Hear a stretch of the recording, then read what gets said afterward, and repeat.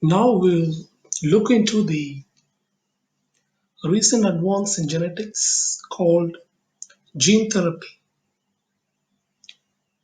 As is obvious, this is nothing but treating or preventing diseases by altering the genetic code in the human.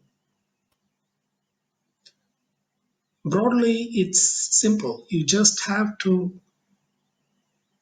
make the necessary corrections in the genetic code. But practically, there are a lot of problems. Now, how do you accomplish it? And how does the body react to this?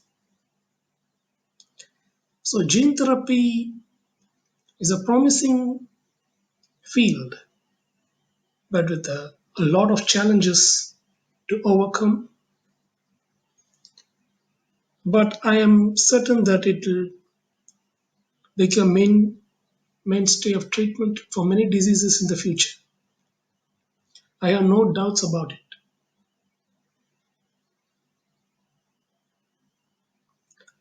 Now, how is the change brought about in the human gene? How can we change it? That is the main question. If the genetic therapy is to change the genetic code inside the cell or inside the nucleus of the cell, how are you going to accomplish it? That is the challenge. That is the important question. As you can see in this figure, a therapeutic transgene is constructed or engineered, and this transgene is packaged into a delivery vehicle or a vector, and the human is infected,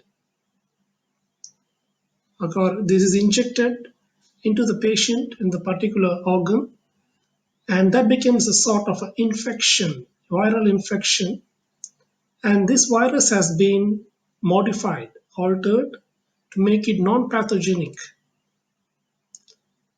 And this altered virus containing the engineered gene necessary for the production of the normal protein is inserted, and that will insert itself into the human genome, and it will produce the normal protein. Okay, so that is the first way, direct delivery. You just deliver it into the human body, and if it is an adenovirus, it will not attach to the chromosome, but it will attach to the endoplasmic reticulum straight away and produce the new protein. Whereas if it's a retrovirus, then it will insert into the chromosome, and it will bring about the production of the desired protein. So these are the vectors, adenovirus and retroviruses. So these are the vectors. Okay, so the key word, this is how you're going to bring about the alteration of the genetic code. Why are we altering it? Because it is already defective, mutated genetic code, and it's producing a wrong protein, producing a disease. We are trying to alter the code back to normal. Okay, so that is the whole point. So this is the first way, is by direct delivery. The second is you don't directly deliver the virus into the body, rather you deliver the virus into a cell culture. Okay, and this will modify the cells in the culture. This virus, and this cell is taken from the bone marrow of the patient. So it is a stem cell,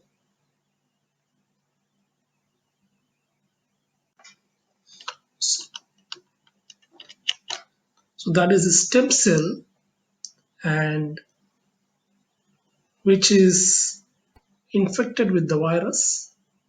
So this virus will insert the necessary genetic code from the transgene into the cell through the vector.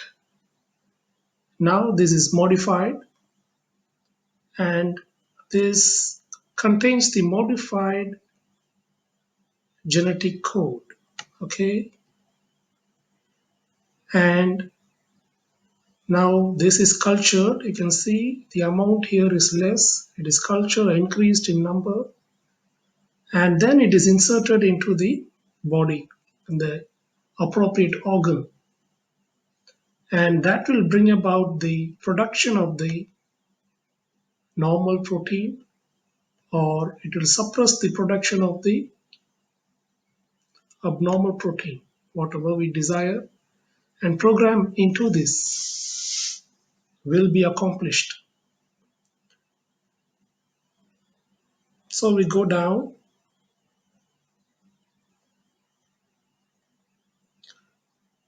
Now there are FDA approved gene therapy products in the market, which mainly consists of either a cord blood, which is nothing but stem cell based gene therapy, where the umbilical cord in the baby, you may know, the baby is born with the umbilical cord attached to the placenta. So this is severed at birth, and a part will be attached here. Maybe they'll sever it here, they'll cut it, and they'll harvest the blood here because this contains stem cells. So there's the baby, there's the cord, and they're harvesting the stem cells. The cord blood contains a lot of stem cells, or what is called progenitor cells. So progenitor cells, stem cells, and these can be collected and stored in a bank, stem cell bank,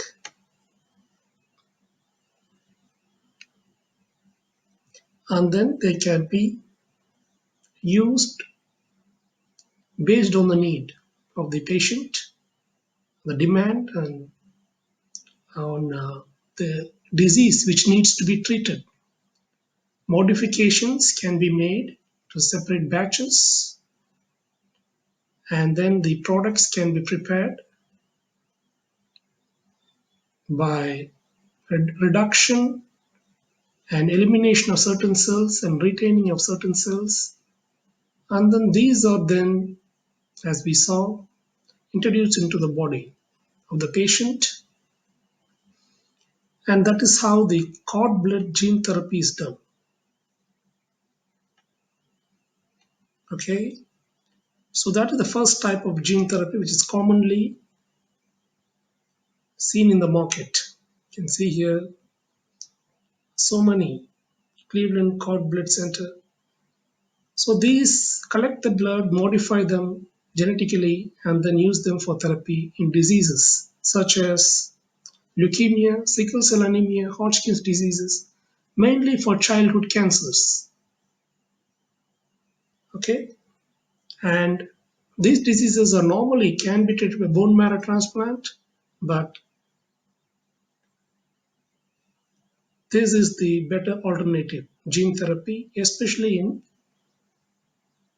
leukemia, sickle cell anemia, and Hodgkin's, which relapses, which has not responded to bone marrow transplant.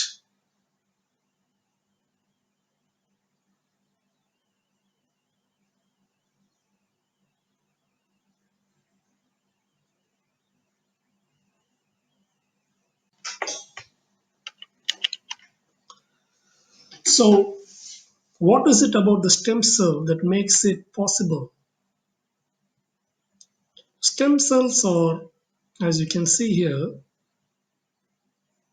progenitor cells. Progenitor, or that is the cell from which all other cells are derived. It's like a mother cell. It's also called pluripotent stem cell. Pluripotent. Plural potency. It has the power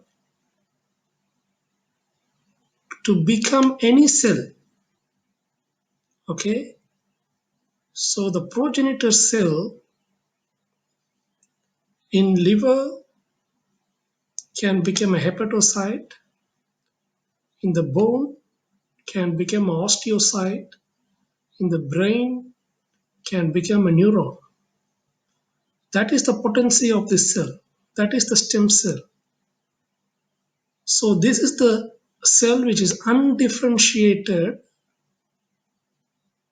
into either a hepatocyte or osteocyte or a neuron. It's undifferentiated and has a potency to become any of these cells. That is the property of the stem cell. And depending, if you take a stem cell from any part of the body and introduce it into another part, it will turn into that cell. It will differentiate from undifferentiated form. It will differentiate into the organ in which it is placed. And that is how the human body forms different organs from the stem cell, and then it is differentiated. And that is why it is used in gene therapy, because of its potency to differentiate into any type of cell we want. It can be uh, made into any cell we want in the body. That is the pluripotent stem cell. Okay, so now we move on to the next therapy, which we commonly see approved by the FDA, is Kymriah. Kymriah is the first gene therapy which was approved by FDA. It is nothing but genetically modified T cells of this patient. Okay, we take the patient's, the individual with the disease, his stem cell, okay, is taken out, it is modified, and then we re-inject it into him. Okay, this is the cell, it's taken out, modified, re-injected. Okay, so it is used in the treatment of cancers, blood cancer like ALL, acute lymphocytic leukemia, and this modified cell will target and kill the leukemia cells. So we are sending this as a killer. We are modifying the T cell and enabling it to kill the leukemia cells. That is the immunomodulation therapy, which is approved by the FDA. You can see here is the first approved gene therapy. It's a general knowledge question. You can always show off with this. So next we can see a lot of experimental research is going on in animals. For example, for a treatment of a common medical condition seen in man called stroke. And here triple gene therapy is being looked into. So there's a lot of hope that it will all come out good. Let's hope and see and reap the benefits.